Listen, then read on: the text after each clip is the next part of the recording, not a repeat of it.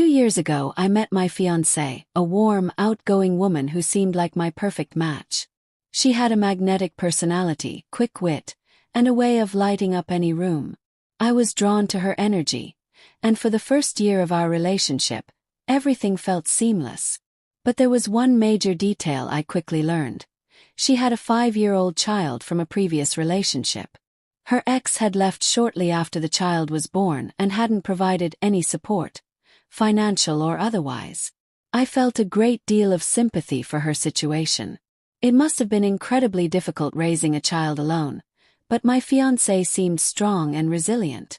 She handled the daily struggles of motherhood with grace, and I admired her for it. I never questioned her dedication to her child, and we spent time together envisioning our future as a family. Things were progressing well, and I believed we were on the right path. Then, things started to shift after we got engaged. We hadn't been dating for long, just a little over a year, but we both felt ready to take the next step. We spent weekends looking at wedding venues, planning potential honeymoon destinations, and talking about the future. It was during these conversations that my fiancée began to casually mention how much she wished her child had a real father figure. I initially thought she meant me stepping up as a positive influence and mentor, but I didn't think she was referring to something legally binding. One evening after dinner, she broached the subject more directly. We were cleaning up while her child was already tucked in bed. She casually suggested, "I've been thinking it might be easier if you became the legal father." I was caught off guard and asked for clarification. She nonchalantly responded, "If you adopted my child, we'd be a proper family. No messy paperwork or awkward guardianship questions." I stood there, processing what she was saying. "But the father's not involved," I replied slowly, unsure of where this conversation was heading. "Why would I rush into adoption? We're not even married yet." Her expression shifted, and I could sense her frustration. "You say you love us," she said, her tone sharp. "Prove it. If you adopt my child, we'll have the perfect start to our marriage." That comment threw me off completely. Adoption, in my mind, should be a mutual, deeply thoughtful decision, not a pressure-filled ultimatum. I didn't want to jump into a lifelong commitment out of sympathy, nor did I feel comfortable doing so because it was expected of me. Still, I tried not to react immediately. I asked for time to think about it, and she agreed but made it clear that she thought adoption was a simple act of doing the right thing. As the days passed, my doubts only grew. Legally and emotionally, adoption is a massive commitment. You don't do it out of sympathy. You do it when you are truly ready to be a parent. The child's biological father might have been absent, but that didn't automatically make me the right person to step into that role. What if things went wrong later? You can't just reverse an adoption without causing harm to everyone involved, especially the child. After some serious contemplation, I decided to have an honest conversation with her. We were sitting in the living room with the child playing quietly in the corner. I explained calmly, "Adoption is a huge responsibility. If I sign those papers, I'm committing to everything a father would be responsible for. I can't just do it because you want me to." She didn't seem to take my concerns seriously. With a dismissive wave of her hand, she said, "But isn't that what love is about? Being there for us no matter what." I tried to explain my perspective, that I was happy to be a father figure and provide love and guidance, but adoption felt like a much more permanent step, one I wasn't sure I was ready for, especially before we even got married. Her reaction was not what I expected. She rolled her eyes and muttered that I was overthinking it. "Some kids don't have anyone stepping up," she said. "You could change a life by simply signing a form." Her tone raised alarms.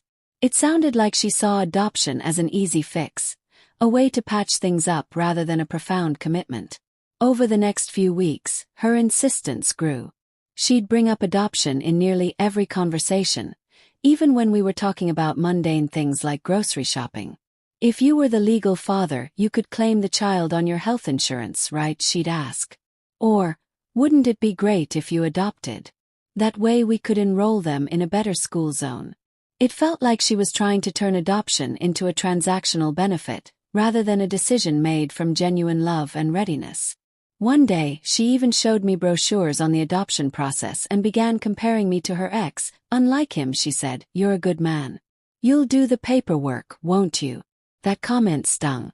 It felt manipulative, like she was using my sympathy against me. She was essentially telling me that if I refused, I'd be no better than her deadbeat ex. I explained again that it wasn't about being good or bad. It was about whether I was truly ready for permanent fatherhood, especially at this stage of our relationship. Her frustration became palpable. She would roll her eyes every time I asked for more time to think. "I thought you loved me and my child unconditionally," she would mutter. Times I felt guilty, wondering if I was making a mistake. But deep down I knew that adopting a child for the wrong reasons, out of guilt or pressure, wouldn't be fair to anyone, especially the child. After a particularly tense argument, she stormed off to call her mother. I overheard snippets of the conversation, and what I heard made my stomach turn. She was complaining that I was being selfish and didn't care about her child's well-being. It felt like I was suddenly a villain in her eyes, and I was deeply uncomfortable. The next day, my suspicions were confirmed. She casually mentioned that if I adopted her child, I would be financially responsible for things in ways that could ease her burden. She said it with a bright, almost triumphant smile. That comment made it clear that her push for adoption wasn't just about wanting a stable father figure for her child. It was about financial security and taking some of the pressure off her shoulders. I realized then that the adoption she was proposing wasn't about love or commitment. It was a practical solution for her own convenience. I couldn't continue down this path.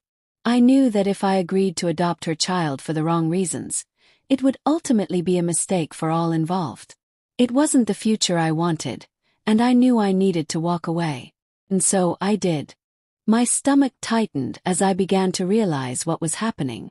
Was she pressuring me to adopt her child not out of love, but for financial security? It struck me that this wasn't about family or genuine devotion, but more about her wanting to offload the responsibilities of her ex onto me. This realization set the stage for a bitter argument. I told her that while I was happy to step into a fatherly role, adoption was not something I could do without careful thought. She retorted harshly, accusing me of being cold and indifferent. "You're heartless," she snapped. "How can you hesitate when you say you love us?" The words stung, but I knew that making a decision like adoption needed more than just emotions. It required readiness, not a forced choice to appease her. Our relationship began to fracture after that night, and she became increasingly manipulative, saying things like, "The child asked why you don't want to be their dad," or claiming I was missing the chance to give a child a father figure.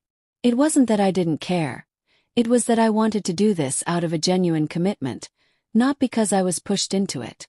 Then came another twist. One evening, she came to me with a story about how her ex's relatives were refusing to help. "You're our only hope," she said with a hint of desperation. When I questioned why I should be responsible for her ex's family's obligations, she accused me of being unsupportive.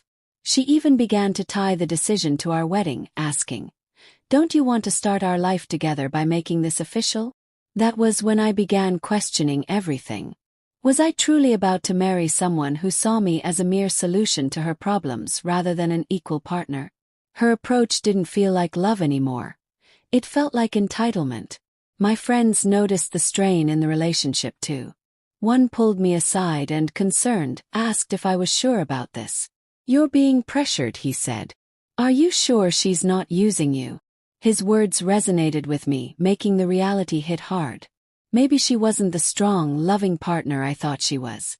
Maybe she was only interested in getting me to adopt her child to secure a financial safety net. To understand the financial implications more clearly, I consulted a lawyer friend. What I learned shook me to my core. If I went through with the adoption and then we divorced, I'd still be financially responsible for the child. I realized then that her push wasn't about love or stability for her child. It was about locking me into a financial and legal responsibility that I wasn't ready for. The next confrontation came swiftly. One evening, as I was going over emails in the living room, she sat beside me and began lecturing about how her child needed a proper father. "Real men step up," she said.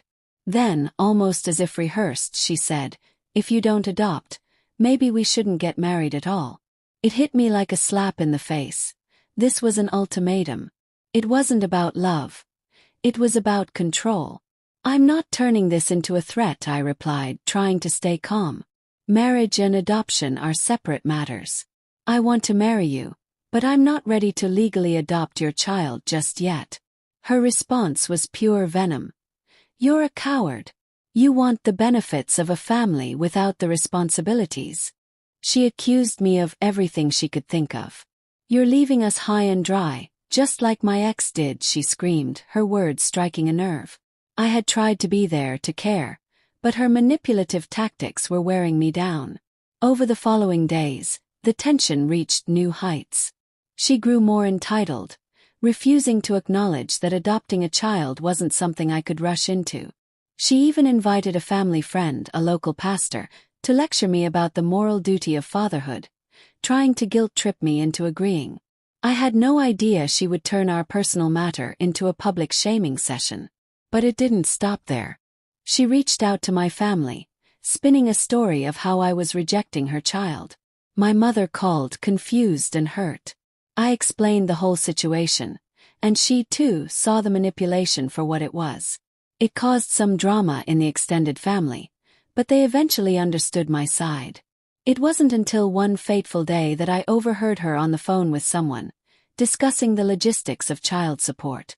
She was laughing, triumphantly saying, once he adopts, he'll be responsible for everything.